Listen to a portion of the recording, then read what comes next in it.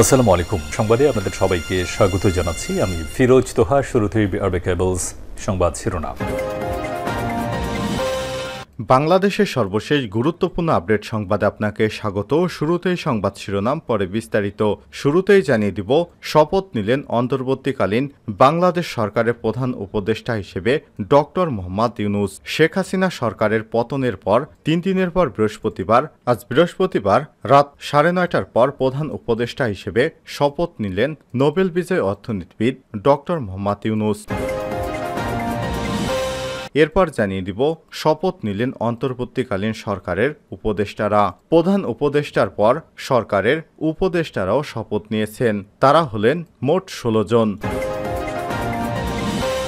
এরপর জানিয়ে দিব, শপথ নিতে যাননি ডক্টর বিধান রঞ্জন। 17 জনের তালিকা করা হলেও 16 জন শপথ নিয়েছেন। শুধু একজন শপথ নিতে যাননি, তিনি হলেন ডক্টর বিধান রঞ্জন। এদিকে দেশব্যাপী অরাজকতা বন্ধে কঠোর ব্যবস্থা গ্রহণের সিদ্ধান্ত নিয়েছে সেনাপ্রধান। জানিয়ে দিব, আলটিমেটামের পর রাজশাহী বিশ্ববিদ্যালয়ের ভিসির পদত্যাগ। এবং সর্বশেষ জানিয়ে দিব, দেশকে অস্থিতিশীল করা চক্রান্ত প্রতিহত করতে হবে, নেতাকর্মীদেরকে বললেন বিএনপির মহাসচিব মির্জা ফখরুল ইসলাম আলমগীর। দেশে চলমান অরাজকতা সৃষ্টি হয়েছে। শেখ হাসিনা পালানোর পর দেশে বিভিন্ন সন্ত্রাসীরা সংখ্যালঘু সহ অসংখ্য মানুষের স্থাপনায় হামলা করে দেশে অরাজক পরিস্থিতি তৈরি করেছে। বিএনপির চেয়ারপারসন বেগম খালেদা জিয়ার নামে এবং তারেক রহমানের নাম ভাঙিয়ে তারা সব অপকর্ম করছে। এদেরকে প্রতিহত করতে হবে বলে জানিয়েছেন তিনি। প্রিয় দর্শক, এতক্ষণ শুনছিলেন সংবাদ শিরোনাম, এবারে বিস্তারিত। তবে তার আগে বন্ধুরা, কমেন্ট করে জানিয়ে দিন আপনি বিশ্বের কোন দেশ থেকে আমাদের সংবাদটি দেখছেন এবং শুনছেন। আর বন্ধুরা, এই ভিডিওটিতে একটি লাইক দিয়ে চ্যানেলে নতুন হয়ে থাকলে সংবাদটি দেখতে দেখতে চ্যানেলটি সাবস্ক্রাইব করে রাখুন, যাতে করে আমাদের পরবর্তী লেটেস্ট আপডেট সংবাদগুলো সবার আগে আপনার কাছে পৌঁছে যায়। এবারে বিস্তারিত। শপথ নিলেন অন্তর্বর্তী সরকারের প্রধান উপদেষ্টা ডক্টর ইউনূস। শেখ হাসিনা সরকারের পতনের 3 দিন পর বৃহস্পতিবার অন্তর্বর্তী সরকারের প্রধান উপদেষ্টা হিসেবে শপথ নিলেন ডক্টর মোহাম্মদ ইউনূস। শপথ নিলেন অন্তর্বর্তী সরকারের উপদেষ্টারা। শেখ হাসিনা সরকারের পতনের 3 দিন পর আজ বৃহস্পতিবার রাত 9:30টার দিকে অন্তর্বর্তীকালীন সরকারের উপদেষ্টারা শপথ নেন।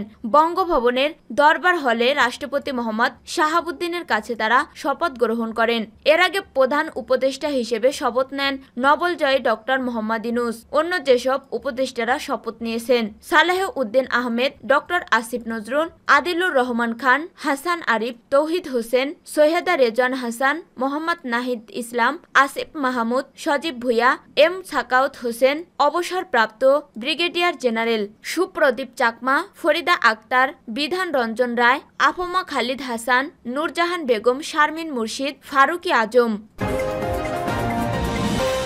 শপথ নিতে যাননি ডাক্তার বিধান রঞ্জন। বাংলাদেশের অন্তর্বর্তীকালীন সরকারের প্রধান উপদেষ্টা হিসেবে শপথ নেওয়ার কথা ছিল শান্তিতে নোবেলজয়ী অর্থনীতিবিদ ডক্টর মোহাম্মদ ইউনূসের নেতৃত্বে 16 জন উপদেষ্টা। বৃহস্পতিবার রাত 9টায় শপথ গ্রহণ করে দায়িত্ব গ্রহণ করার কথা তাদের এই তালিকায় নাম থাকা অধ্যাপক ডাক্তার বিধান রঞ্জন রায় পোদ্দার শপথ নিতে যাননি। এ প্রসঙ্গে তিনি কালবেলাকে বলেন, আমাকে আমন্ত্রণ জানানো হয়েছিল, কিন্তু আমি শপথ নিতে যাইনি। আমি এখনই সিদ্ধান্ত নিতে পারিনি। আমি আমার ঘনিষ্ঠদের সঙ্গে আলাপ করে সিদ্ধান্ত জানাবো। এখন এর চেয়ে বেশি কিছু বলতে পারছি না। প্রসঙ্গত, অধ্যাপক ডাক্তার বিধান রঞ্জন রায় পোদ্দার সুনামগঞ্জ সরকারি জুবিলি হাই স্কুল থেকে 1979 সালে এসএসসি ও 1981 সালে ঢাকা কলেজ থেকে এইচএসসি পাশ করেন। পরে স্যার সলিমুল্লাহ মেডিকেল কলেজ থেকে 1988 সালে এমবিবিএস সম্পন্ন করেন। পেশাগত জীবনে অধ্যাপক বিধান বর্তমানে তিনি জাতীয় মানসিক স্বাস্থ্য ইনস্টিটিউটের পরিচালক হিসেবে কাজ করেছে। এর আগে ময়মনসিংহ মেডিকেল কলেজ হাসপাতালের মনোরোগ বিভাগের বিভাগীয় প্রধান হিসেবে কর্মরত ছিলেন। দেশব্যাপী অরাজকতা বন্ধে কঠোর ব্যবস্থা গ্রহণের সিদ্ধান্ত।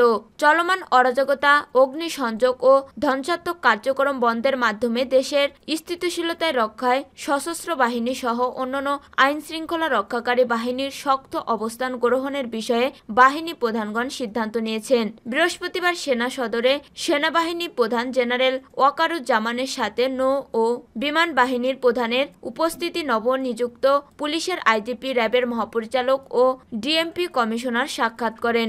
এ সময় আগামী 24 ঘন্টার মধ্যে সেনাবাহিনীর সহায়তায় দেশের সকল থানার কার্যক্রম শুরু করার বিষয়ে আলোচনা হয়। এ ব্যাপারে সকলের সহযোগিতা কামনা করা হয়।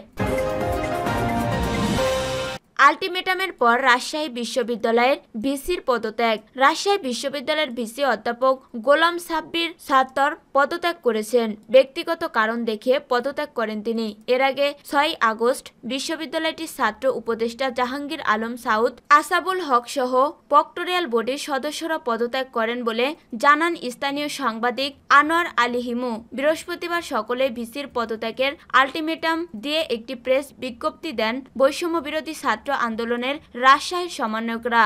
এতে বলা হয়, আমরা রাজশাহী বিশ্ববিদ্যালয়ের শিক্ষার্থীরা বিশ্ববিদ্যালয়ের ভিসি গোলাম সাব্বির সাত্তার, 2 প্রো ভিসি সম্পূর্ণ প্রক্টরিয়াল বডি, ছাত্র উপদেষ্টা এবং জনসংযোগ কর্মকর্তা, লিগ্যাল সেল, যৌন নিপীড়ন সেল, 17 হলের প্রভোস্ট, ডরমেটরি প্রশাসক, অবৈধ সিনেট ও সিন্ডিকেট সদস্যদের আগামী 24 ঘন্টার মধ্যে আমাদের মহান মুক্তির যুদ্ধে রাজাকার ও আলবদরের ভূমিকার জন্য জাতির কাছে ক্ষমা চেয়ে পদত্যাগ করার আলটিমেটাম দিচ্ছি। অন্যথায় শিক্ষার্থীরা তাদের ফ্যাসিবাদী আম্মের মতো টেনে হিসড়ে বের করতে বাধ্য হবে। কোনো অবস্থাতেই পারিবারিক কিংবা ব্যক্তিগত কারণ দেখানো চলবে না। এছাড়া বুধবার ব্যক্তিগত কারণ দেখিয়ে পদত্যাগ করেছেন জাহাঙ্গীরনগর বিশ্ববিদ্যালয়ের ভিসি অধ্যাপক মোহাম্মদ নুরুল আলম। এর আগে মঙ্গলবার বিশ্ববিদ্যালয়ের প্রক্টরের পদ থেকে পদত্যাগ করেন অধ্যাপক আলমগীর কবির। একই দিন রাত 9টার পর শেরে বাংলা কৃষি বিশ্ববিদ্যালয়ের ভিসি অধ্যাপক ডক্টর মোহাম্মদ শহীদুর রশিদ ভূঁইয়া, প্রভিসি অধ্যাপক ডক্টর আলেক কুমার পাল এবং প্রক্টর অধ্যাপক ডক্টর মোহাম্মদ হারুনুর রশিদ পদত্যাগ করেন। দেশকে অস্থিতিশীল করার চক্রান্তে প্রতিহত করতে হবে বললেন মির্জা ফখরুল। বিএনপি মহাসচিব মির্জা ফখরুল ইসলাম আলমগীর বলেছেন, ইতিমধ্যে দুষ্কৃতকারীরা রাজধানী সহ দেশব্যাপী পরিকল্পিত অরাজকতা সৃষ্টির পায়তারা চালাচ্ছে। বাড়িঘর, ব্যবসা প্রতিষ্ঠানে ডাকাতি, হামলা, ভাঙচুর ও লুটরাজে লিপ্ত হয়েছে। কয়েকটি জেলায় সংখ্যালঘুদের বসতবাড়ি, দোকানপাটে আক্রমণ চালিয়েছে দুর্বৃত্তরা। অনেকে ভয় দেখিয়ে বাড়ি ও এলাকা ছাড়া করার মতো সন্ত্রাসী কাজে লিপ্ত দুষ্কৃতকারীদের প্রতি সতর্ক দৃষ্টি রেখে তাদের আইনের আওতায় আনা হবে।